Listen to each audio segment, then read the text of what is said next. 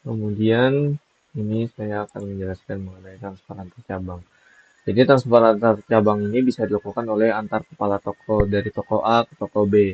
Nah, ini ketika mau tambah data ya.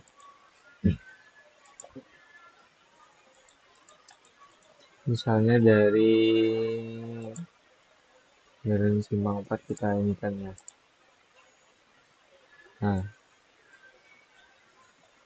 Nah, transparan ini kita akan memilih cabang tujuannya kemana, kemudian produk janjinya apa, kita cari di sini.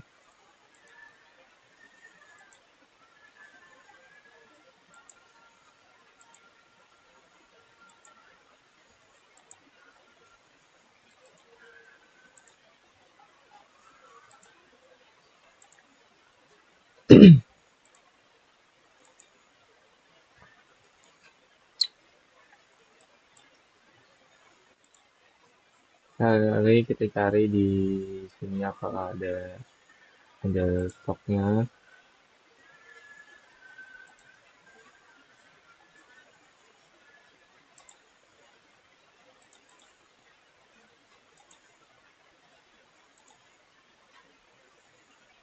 Ini ada sayap crispy satu ya, kita coba transferkan sayap crispy ke Jalan Jeruk. Ini sayap crispy kita inikan ke Jalan Jeruk. Sayap crispy.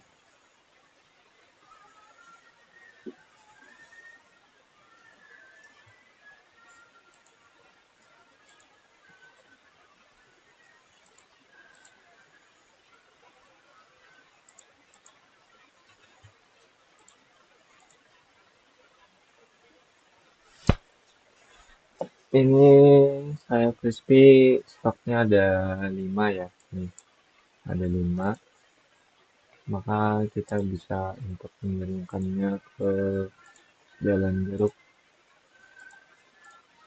Ke toko Jalan Jeruk. Kemudian kita ini masukkan berapa jenis, cukup satu saja. Kemudian misalnya mau tambah item lagi, misal produk setengah jadi,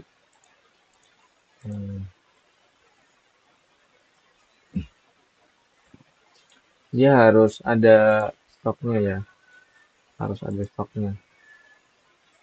Nah, karena tidak mencukupi maka tidak bisa, karena ini jenis produk setengah jadinya stoknya nol ya. Nah, jadi kita harus yang ada saja. Nah, ini berhasil. Itu kalau misalnya dibikin tadi dua ya di pengisian formnya, maka dia akan membuat ini apa? Walaupun di dalam form itu ada dua, sebenarnya itu adalah pengulangan. Jadi akan dipecahnya menjadi terpisah secara terpisah. Nah, ini kemudian kepala toko pengirim sudah membuat transferan, kemudian akan diterima oleh penerima transferan, diterima atau ditolak. Apabila diterima oleh toko tujuan, maka maka stok yang di pengirim tadi akan berkurang. Namun apabila ditolak, maka stok akan dikembalikan kepada pengirim. Kemudian stok yang pada penerima tidak akan bertambah.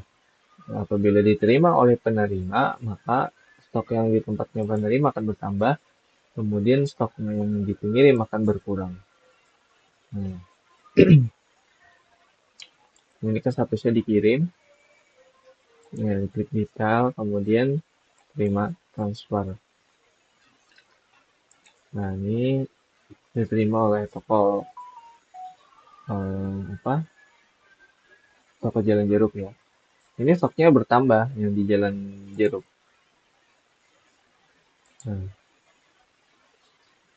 Nah, tadi stoknya satu, sekarang stoknya jadi dua. Kalau yang di Jalan Jeruk.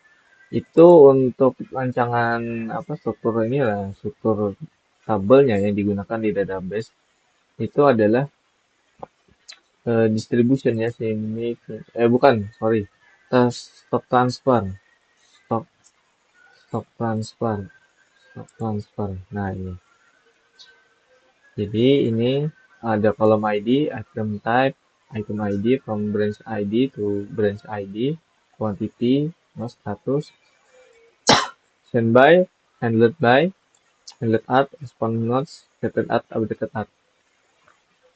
Nah itu. Jadi eh, satu satu kali pembuatan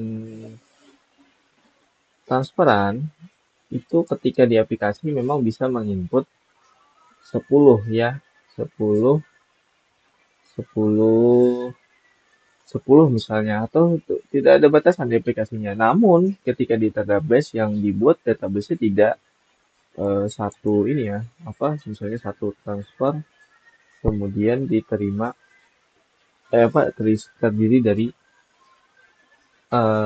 item yang banyak, tapi dia hanya menggunakan satu tabel aja stock transfer. Kalau misalnya di aplikasi tadi membuat dua, maka di sini akan bertambah di SQL-nya akan bertambah dua juga. Maksudnya ada dua baris data. Nah, walaupun di aplikasi berbarengan di inputnya. Nah, seperti itu ya. Jadi kalau stock transfer ini sistemnya seperti itu. Nah, ini akan saya contohkan dan buktikan bahwa kalau yang ini misalnya nih ada di apa namanya di Jalan Jeruk ya. Ini ada dua bawahnya dua. Nah ini saya akan coba kirim menggunakan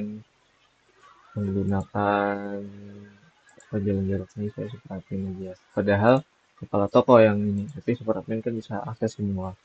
Nah ini saya akan kirimkan dari Jalan Jeruk kepada toko eh, apa namanya toko Panglima Batur lagi.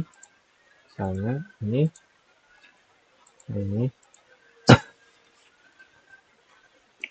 kita akan pilih di sini sayap dan di sini paha bawah ya. Nah, ini paha bawah. Yaitu satu saja. Nah, ini kan stok tersedia sayapnya ada dua, kalau yang paha bawahnya ada satu. Nah ini saya kirim transfer berhasil ya. Nah ini dia terpisah menjadi dua ya. Kalau di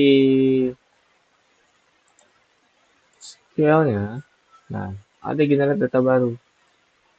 Nah ini, jadi ID-nya berbeda.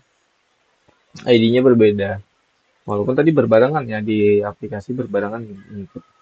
Tapi ID-nya berbeda. Jadi kalau misalnya ada 4 sekaligus, maka dia akan membuat datanya ada 4 baris baru. Seperti itu.